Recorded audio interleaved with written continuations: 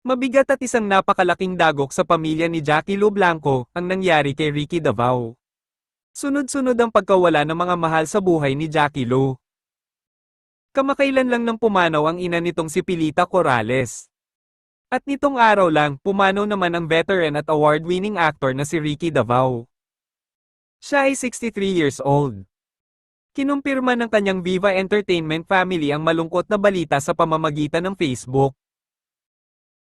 Walang nakalagay kung ano ang dahilan ng pagyaw ng aktor, ngunit matagal nang nababalita na pabalik-balik sa ospital ang aktor nitong nagdaang taon.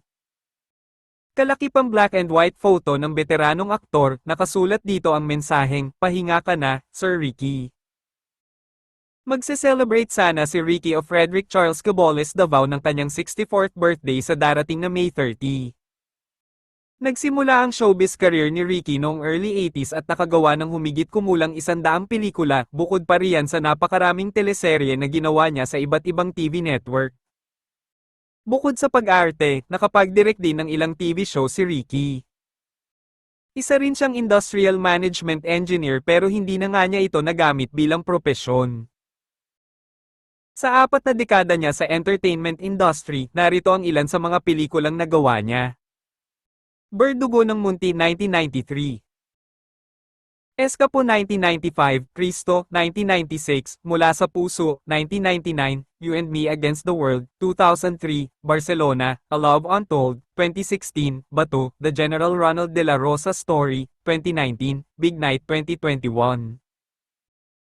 Sa telebisyon, napanood siya sa Mula sa Puso, 1997, Pangako Sa'yo, 2000, Kay Tagal Kang Hinintay, 2002, Jezebel, 2008, Bilangin ang Bituin sa Langit, 2019, I Can See You, Alternate, 2021, at marami pang iba.